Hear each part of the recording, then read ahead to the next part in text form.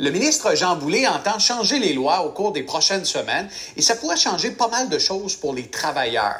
Le gouvernement veut réduire les délais sur les chantiers et un moyen d'y arriver, selon lui, c'est de rendre les travailleurs plus polyvalents. Un exemple?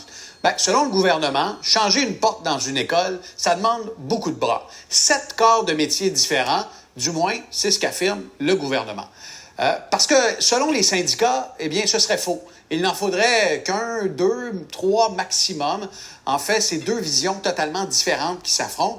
Et on a décidé de faire le tour de la question ce soir en invitant au nom des syndicats Michel Trépanier, qui est président du Conseil provincial du Québec des métiers de la construction, Guillaume Houle, qui soutient la proposition du gouvernement, qui est porte-parole à l'Association de la construction du Québec. Bonsoir à vous deux. Bonsoir à vous. Bonsoir Pierre-Olivier. Bonsoir Michel. Bonsoir. Ce qu'on veut, c'est que les travailleurs soient plus polyvalents, que le charpentier-menuisier puisse réparer le carrelage, ce qu'il n'est pas autorisé à faire en ce moment.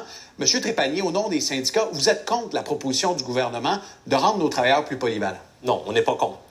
On n'est pas contre. Mais vous n'êtes pas pour à 100 %? Non, on est préoccupé. On est préoccupé de faire les choses plus vite. Peut-être qu'on envisage des avenues, mais il faut s'assurer de la compétence du travailleur, mais aussi de la qualité des travaux. Tout le monde peut poser de la céramique demain matin, mais est-ce qu'il peut le faire correctement? Ça, c'est une question qui se pose.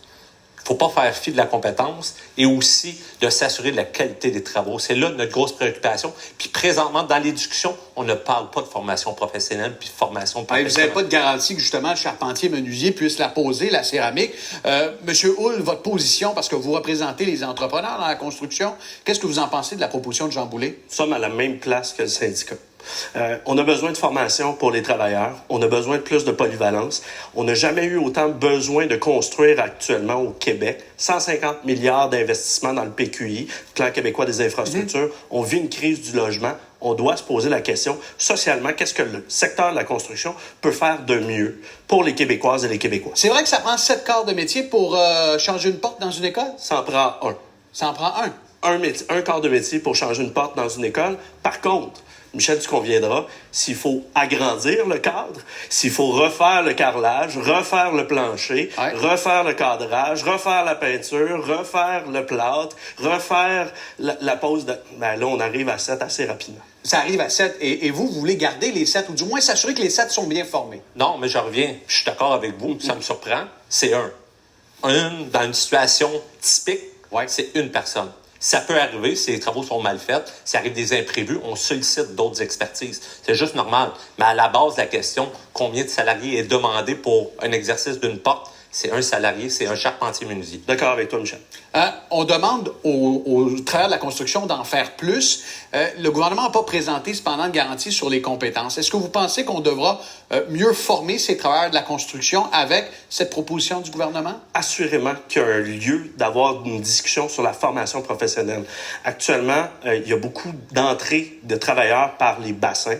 À peu près 70 % des travailleurs entrent par la voie des bassins et on ne demande pas de formation à ces travailleurs-là, ou du moins une formation minimale dans un temps requis. Ceci étant dit, il y a lieu de bonifier cette formation-là et il y a lieu d'avoir plusieurs formations, notamment l'alternance travail-études. Est-ce qu'il y aurait lieu d'avoir une formation en centre de formation professionnelle et en même temps sur les chantiers de construction? Bonne idée, M. Trépanier? À la base, formation professionnelle, c'est la pierre angulaire. Du moment que quelqu'un détient un DEP, on augmente son employabilité puis sa polyvalence dans son métier. Fait qu'avant de parler d'une polyvalence entre les métiers, on peut s'assurer que la main-d'œuvre qui exerce dans un métier X soit extrêmement polyvalent puis connaissant de son métier. Ça, à la base, on l'obtient par la diplomation. Les chiffres, 78 % rentrent sans aucune qualification. Meilleur exemple, M. Zappa, demain matin, vous voulez devenir un charpentier-menuisier. Demain matin, à Montréal, on vous a une carte de compétences. Si M. Hull nous aide à vous donner une certification de 150 heures. C'est pas normal, ça. Je suis pas pire, hein? Oui. Parce que je peux vous le dire, là, je peux en faire des rénaux. Là, je dirais pas ce que j'ai fait cet été, mais c'était pas mal. Mais c'est pas normal que je puisse devenir charpentier-menuisier demain matin, là. Comment on fait pour trouver la main-d'œuvre qu'on a besoin si on peut pas y aller par ouverture de bassin?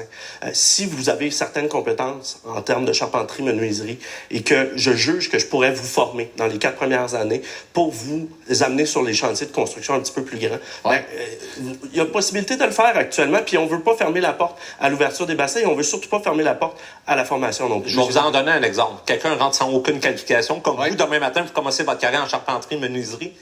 Votre seule obligation, c'est suivre une formation de 30 heures annuellement. pour garder votre carte. Si vous ne suivez pas votre formation, vous ne perdez même pas votre carte.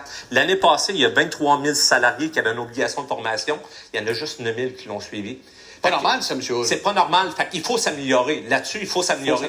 Faut s'améliorer. Il faut s'améliorer en termes de formation. On est entièrement d'accord. Ceci étant dit, il y a un besoin de polyvalence dans l'exercice des métiers aussi, et on pourrait utiliser les compétences des travailleurs qui sont déjà sur les chantiers, qui ont ces compétences-là, qui, comme vous, le font la fin de semaine, mais pas sur les chantiers la semaine, et qui pourraient en faire bénéficier l'ensemble de la société. Ce que je retiens de notre discussion de ce soir, c'est qu'il y a de l'ouverture de part et d'autre. La formation, c'est la clé, et que la discussion autour de la réforme de Jean Boulet va se poursuivre, donc on aura l'occasion de se revoir. Exactement. Mais il faut faire vite, mais il faut bien faire les choses. C'est ça qui est important. Les citoyens s'attendent d'avoir de la qualité. Quand ils achètent une maison, c'est l'achat d'une vie, c'est de la qualité. Et on ne doit jamais lésiner sur la qualité. Et je vous envoie mon CV pour le faire circuler. Merci à vous deux. Merci. Merci.